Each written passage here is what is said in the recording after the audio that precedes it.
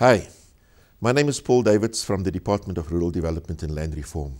I'm here to share with you what we as the department and government is planning for the centenary year of this devastating 1913 Natives Land Act. This is a story of a people, of a country battling to recover from a very dark and unjust past. It's a story that must be told, but told in a way that remains central to the everyday work of this government.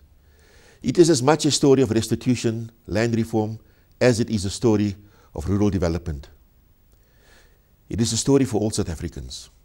It is one of the great South African stories.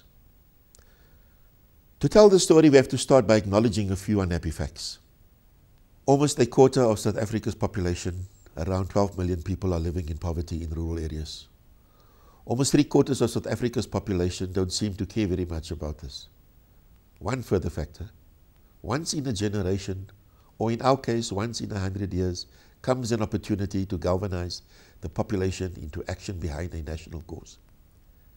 In the beginning, Saul Plaatje had this to say: awakening on Friday morning, June 20, 1913, the South African native found himself not actually a slave, but a pariah in the land of his birth. Taking the lead from these remarks in his budget speech to the National Parliament in May 2012, the minister said, and I want to quote,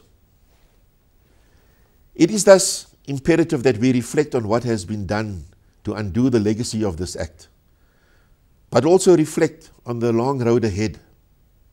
But he goes further to say, "We plan that by December 2012 we will commence with an incremental process of communication and various events leading up to June 2013, which will culminate in a national event to mark the centenary of the Land Act." We have done just that. But he goes further, and he concludes by saying, "It will be our mission to demonstrate to a new generation of young people the destructive power of prejudice. That must never happen again."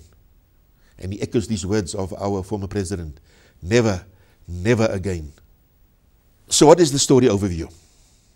On Wednesday, June 19th, it will be 100 years since this infamous act came into being. What does that mean? What does it mean for our country and its people? What does it mean for our department, whose focus is on land and the people who live on it and off it? What should we be doing on June 19, 2013 and the days and weeks leading up to it? And what should we be aiming to do thereafter? We'll try and answer these 5 questions. Number 1, what did the act mean? Quite simply, it intended to discriminate between racial groups on their right to own land. It said that ownership of the most fertile 87% of the country's land was restricted to people with white skins, people who constituted less than 20% of the population.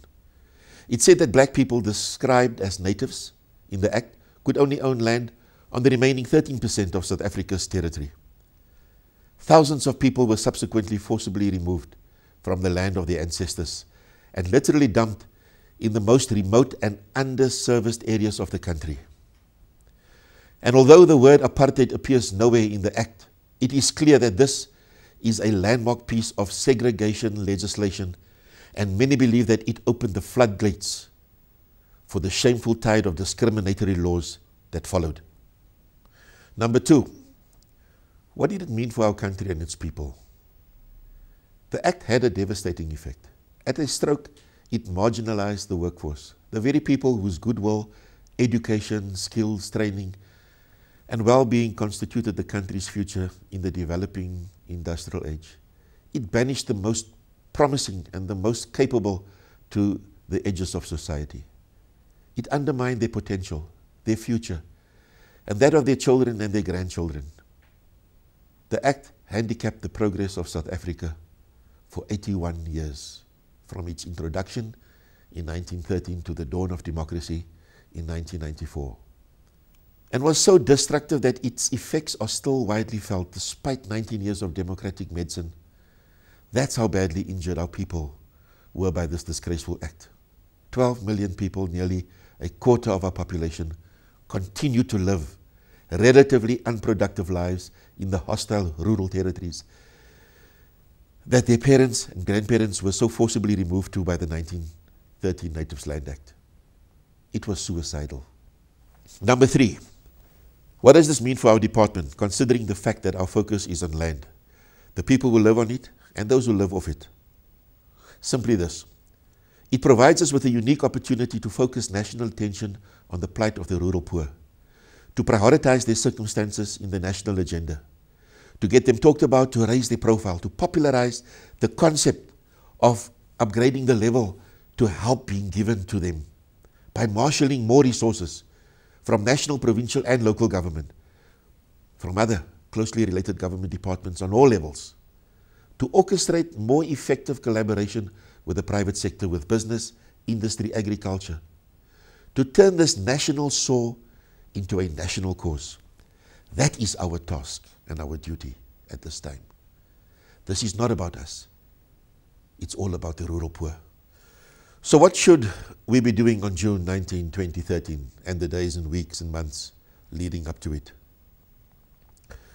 We should be pointing the national finger of accusation at this disgusting legislation and calling it a disgrace, because that's what it is.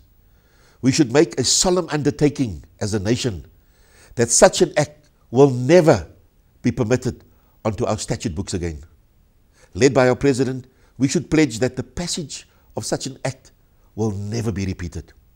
And we should further pledge to devote major efforts to restore pride and dignity to the victims. In short, we point to disgrace, but at the same time, we call on all South Africans to embrace each other and the concept of healing and restitution, which alone will put this episode behind us and make us a stronger nation. What should we be aiming to do thereafter, starting on Thursday, June 20, 2013? To maintain a high level of publicity and public awareness that the fight for justice for the rural poor is an ongoing fight, one that needs the strength and commitment of every loyal South African. And here's a final question. What is the project description, or better put, our creative expression? There will be a national major event on or about Wednesday, June 19th, 2013. This Day of Remembrance will overlap with the Youth Day, Sunday, June 16, 2013. And in the run-up to this day, government will unite with all stakeholders to speak with one voice. So what precisely can be deduced from this?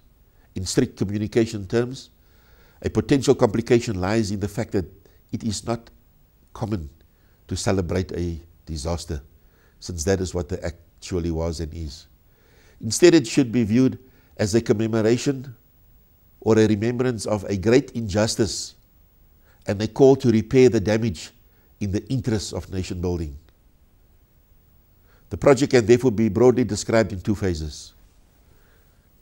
Phase 1 is about awareness, and Phase 2 is about the call for action. Phase 1, the call for awareness, December 2012 to March 2013. To make people aware of the 1913 Act and its devastating consequences, which persist to this day. To make people aware that this problem is not solved, that it is a national imperative that it be solved, and that it will require a national effort of goodwill, commitment, and willingness to do just that. The second phase calls on our people to act, to take action to remedy this blight on our national reputation. And again, the question is how? To embrace each other, to embrace the concept of undoing this wrongful act. Come together as a nation to work together to put this dreadful thing behind us. Put your money where your mouth is. Make a solemn pledge to see that this never happens again. To be fair, share. Pledge to do what you can to restore hope and dignity to the victims. Let us enter the centenary that commences on June 19th, 2013, with an attitude quite opposite to the one that caused all the trouble. What is the project going to involve? How is it going to be executed? How is it going to be presented? Who is the audience?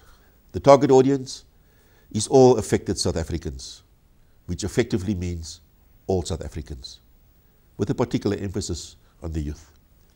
The messengers, the President, followed by his cabinet, and all who lead a constituency, whether in sport, arts, or any other. This will involve telling real stories of suffering and spirit resistance from every part of our country. This will involve a participatory research program of researchers that will be recruited from the ranks of the NARISEC program, local unemployed young people, including students at provincial and municipal level. There will be a subsequent involvement of regional reporters, photographers, animators, and in some cases television cameramen and sound engineers. The outcome of these endeavors will be portrayed in regional and national newspapers, magazines, radio, and on television, notably on the daily 30-minute early morning TV program called Growing Tomorrow on SABC2. Then in a new 30-minute weekly program to be broadcast in the early evening.